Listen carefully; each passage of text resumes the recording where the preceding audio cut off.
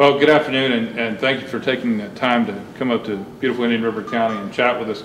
It's a great day in Indian River County. On the 11th day of August, Deputy Brian Bell, who's been with us since December of 2009, was involved in an incident about 3:30 in the morning on County Road 512 in northern Indian River County, where he stopped a sedan for unlawful speed in a 45-mile-per-hour speeding zone.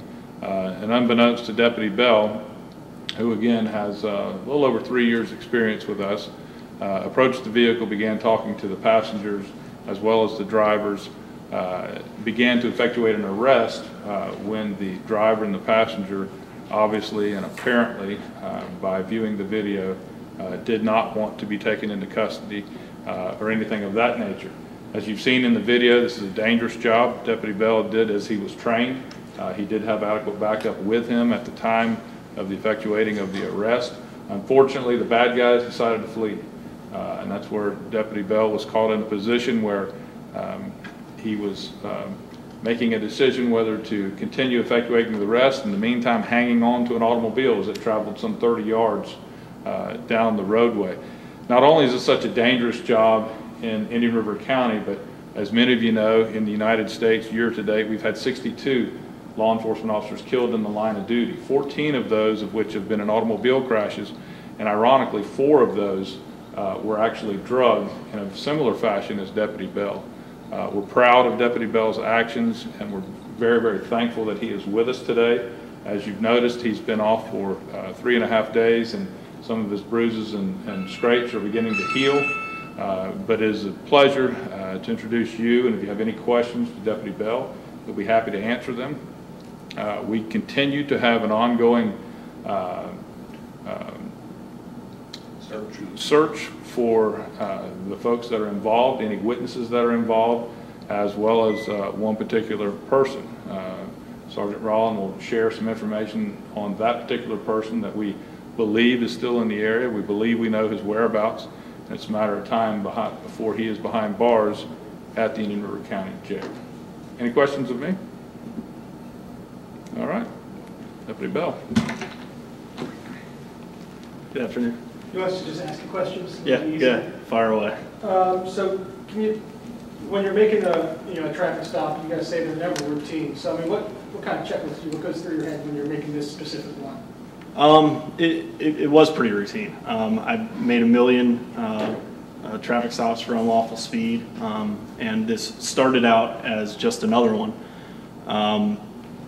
Called out the traffic stop as I normally would. I approached the driver's side as I normally would, and I started speaking to the driver as I normally would. The time where it turned a little bit different is on this particular traffic stop. I could smell marijuana coming out of the vehicle, and that's what heightened my awareness to this specific stop, and that's probably what made it not so routine on this one. That's where it started. Deputy, if you could talk about the moment that this vehicle takes off and you're hanging on, what's going through your mind? Did it seem like it was forever? What do you recall today? I recall trying to take the passenger, Mr. Coffey Sr., into handcuffs and place him under arrest. I can remember that I got the left handcuff on his left wrist, and I had his right hand in my right hand. And at some point he was struggling so much that I just lost grip of his right hand. At that point he dove in to the car and started reaching underneath the driver's seat, and he was reaching kind of across diagonally into the back seat, but reaching under the driver's seat. At that point, and I think you can hear it in the video, I started saying, "Let me see your hands, show me your hands, or put your hands behind your back," or something to that effect. That to me was the scariest part of all of this, because I didn't know what he was going to present. I wasn't paying attention to the driver, I was paying attention to Mr. Coffey and doing everything I could to get him to comply and put his hands behind his back. Didn't even notice the vehicle taking off. The next thing I remember is my head looking out the windshield and seeing the road, and then I went down to the ground. But it took a moment to realize what actually occurred. What did you have a grip of as the car was moving? Did you have a grip pen? I had a grip of my other handcuff. So I had one attached to him, and I was trying to pull onto the one that would have gone on his right hand, and I was trying to pull that to get him to come back to me and get out of the vehicle. So that's what I was grabbing onto. Did you feel any pain? Did you feel yourself being pulled, I guess? What was that like? No, not initially. When I got up, I could feel on my face and on my knee mostly, but I was at such a heightened level of adrenaline and everything that I just went straight back to my patrol car and chased after him.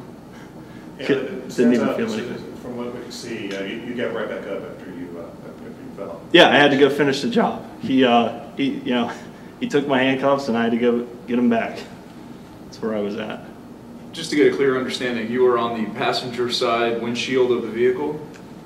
I was on the passenger side. I didn't actually hit the windshield, but when I spun, the next thing that I recall seeing, I was looking at the suspect. Apparently the driver hit the gas, and the next thing I recall seeing was a view through the windshield for a brief moment before I hit the ground.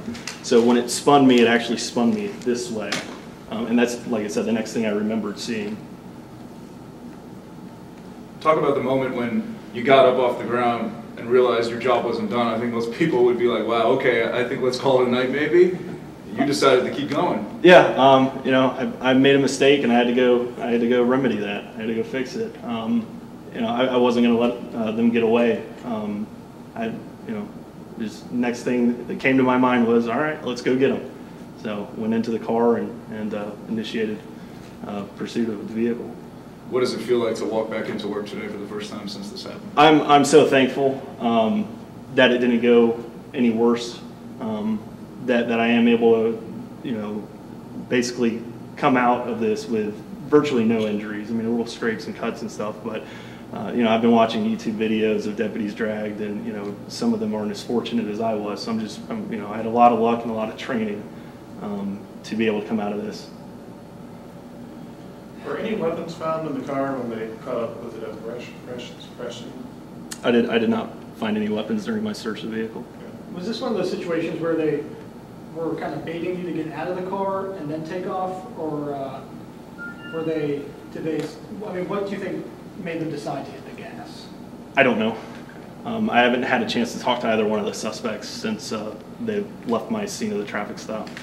They both do have extensive criminal histories, so generally speaking, more than likely they didn't want to go back into the criminal justice system. Would you have done anything different?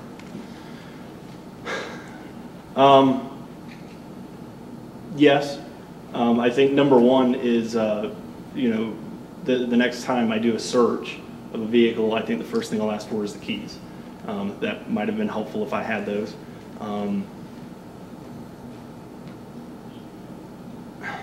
Other than that, I really can't recall this time, but I would say number one, grab the keys.